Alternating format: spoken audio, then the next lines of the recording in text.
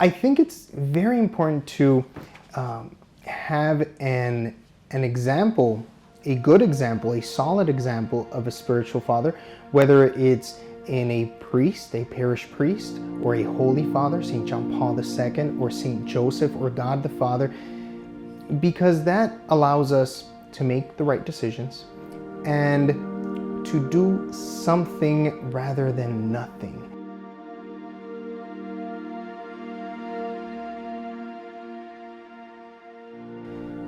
I think fatherhood is important and very meaningful when we put it against the understanding of father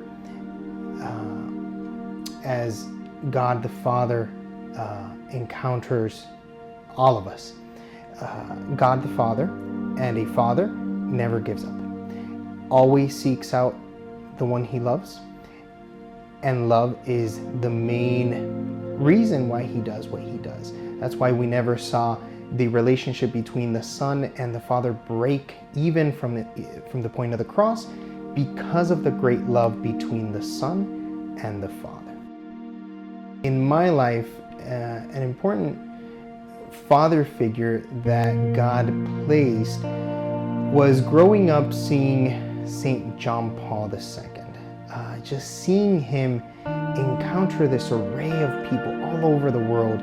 St. John Paul II traveling everywhere in the world and encountering everyone with joy, and then seeing the good in all. It didn't matter who he encountered or where they were or what was the culture, but seeing the good in all. And then not only was it the joy of John Paul II that was inspiring, but it was seeing John Paul II in tough times, in his suffering, in his pain, in his old age, and seeing how he taught us how to suffer. In his last days, we saw John Paul II between those trips from the Vatican to the hospital, back and forth, trying to see the people that were holding vigil and prayer outside his window, trying to say a word. It was that love in the middle of suffering, and loving suffering stemming from the cross of Christ.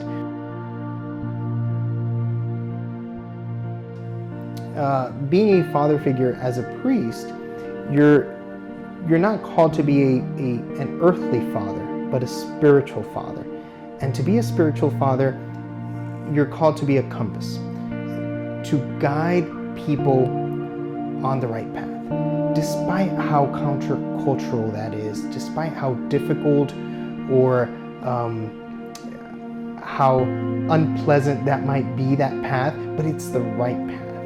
And I think that's what we as priests are called to be for the church, for the people,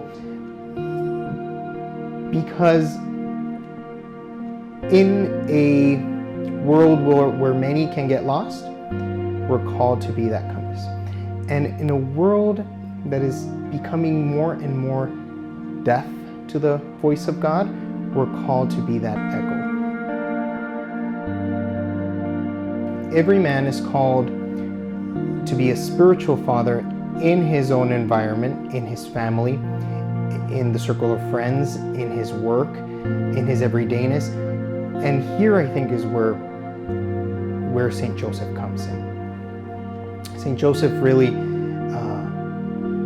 gives us the example of a spiritual father being able to make a decision, especially in today's culture where making a decision is so hard, and we many times let life or society make those important decisions for us. A spiritual father, whether a priest, a husband, or a layman, is called to do just that, to make an important decision and to help others make important decisions. St. Joseph made nothing but important decisions, not for his own good, but for the good of Mary, the God-bearer, and for the good of Jesus, of the child Jesus. We're traveling, we're moving, we're going back, we're going to go and worship, we're going to go and find Jesus. And they were all difficult decisions. There was never an easy decision for Joseph. And with that example, I think every man is called to do just that, not only for his own good, but for the good of those that surround him.